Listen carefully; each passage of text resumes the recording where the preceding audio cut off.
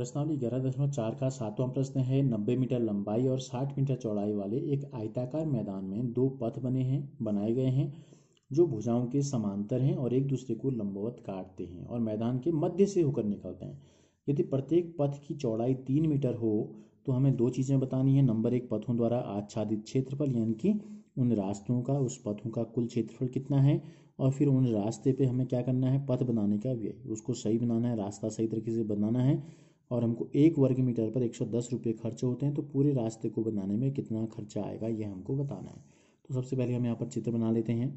देखो, जो मैदान है आयताकार, वो इस प्रकार का मैदान है। इसकी लंबाई और चौड़ाई कितनी दी गई है हमको, देखो ये हमको दी गई है 90 मीटर लंबाई और इसकी हमको दी गई है 60 मीटर चौड़ाई। तो इसके समांतर बीच में यहाँ पर रास्ता है इस प्रकार का एक 3 मीटर चौड़ा, और इसके समांतर इसके बीचों बीच में 3 मीटर चौड़ा रास्ता यहाँ भी है।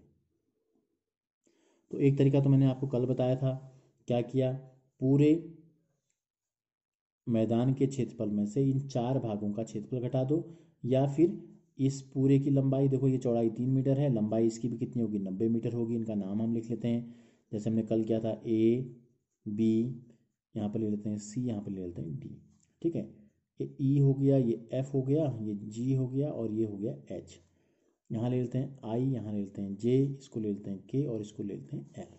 तो हमारे रास्ते क्या हो गए, ये हमारा रास्ता यहाँ हम अलग से बना देता हूँ। ये एक रास्ता हमारा ये हो गया, एक यहाँ से ऊपर को इतना है और एक यहाँ से नीचे को इतना है। तो इस रास्ते द्वारा आच्छादित क्षेत्रफल, मतलब हमने इसके 3 भाग हमने इसके कर दिए। देखो चौड़ाई क्या है, 3 मीटर है, इसकी चौड़ाई भी 3 मीटर है, और इसकी चौड़ाई भी कितनी है, 3 मीटर है। अब हमको इनकी लंबाई देखनी है। इनका आकार जो है आयताकार है, इसकी लंबाई हम देखते हैं कितनी है।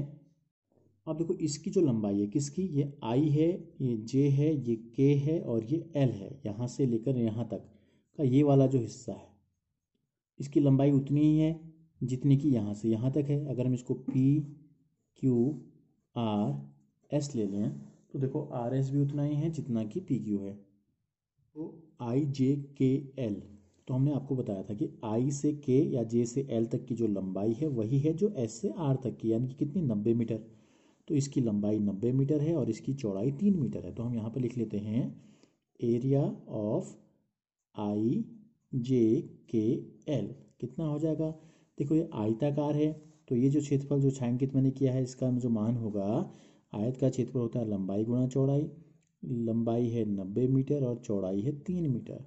तो कितना हो गया, देखो 9 3 27 और 1 0, मीटर गुणा मीटर हो गया वर्ग मीटर।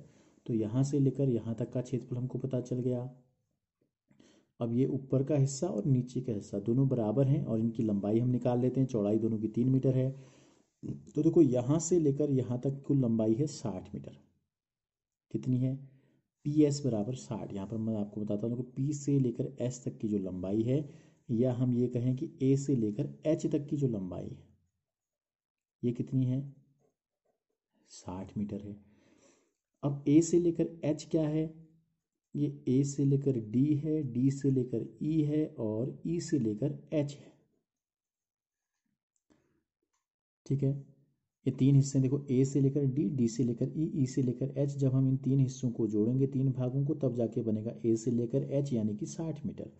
और डी ई क्या है, डी ई रास्ते की चौड़ाई है, 3 मीटर है, इसका मान कितना है, 3 मीटर।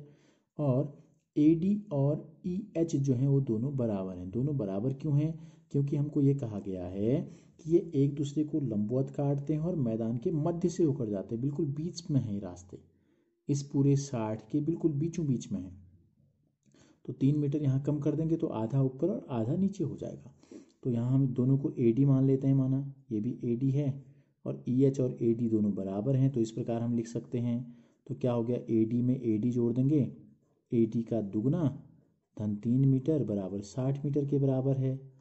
तो ट्वाइस ए डी कितना हो जाएगा, ट्वाइस ए डी हो जाएगा 60 मीटर में से 3 मीटर कम कर देते हैं, धन 3 मीटर दूसरी तरफ गया, ऋण 3 हो गया, तो ये आ गया हमारा 57 मीटर।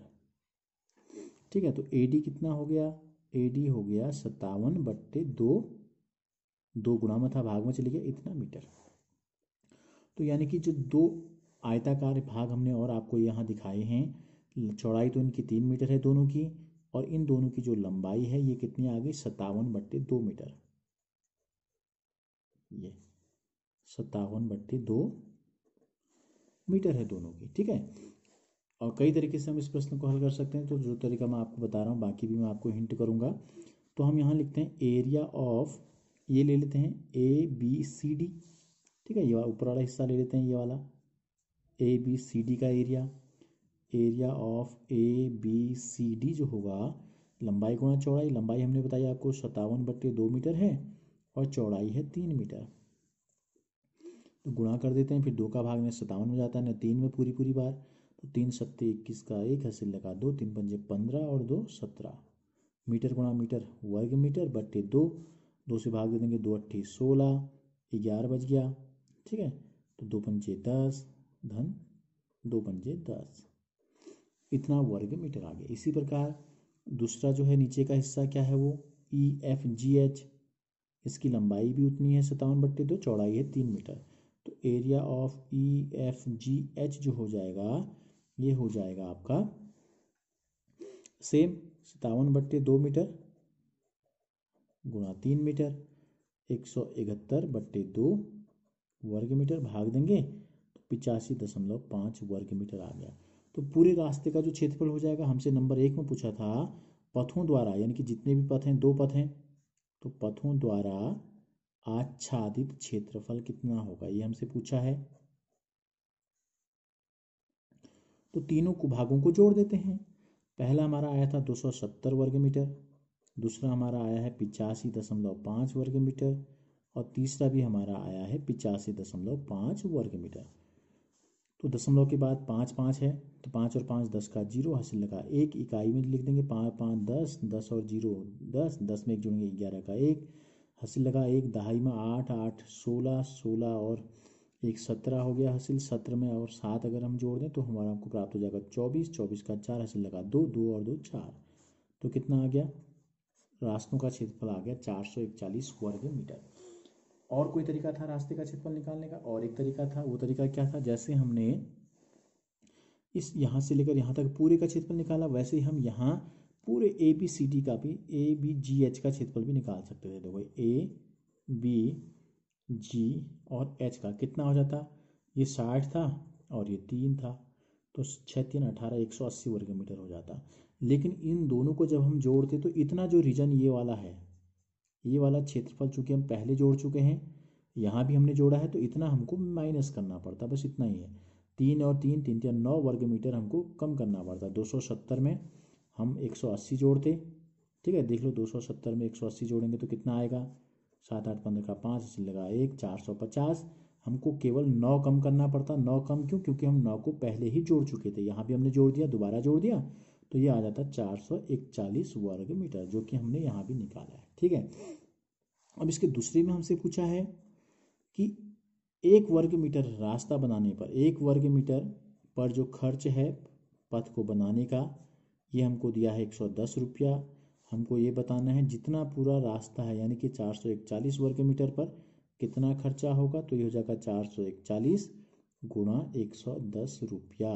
तो इकाई में 0 है तो यहाँ 0 लगा दो, 11 का पहाड़ा आपको आता होगा, 11 कम 11 का 1 हासिल लगा 1, 11 चौको 44 का 4 और 1 हासिल जोड़ देंगे तो 5 हो जाएगा, 45 हो गया, 45 का 4 हो जाएगा हासिल, 11 चौको 44, 44 में 4 जोड़ देंगे तो हो जाएगा 38। तो रास्ता बनाने का जो खर्च है वो खर्च कितना आया, काई दहाई सैकड़ा हज़ार 39,510 रुपया।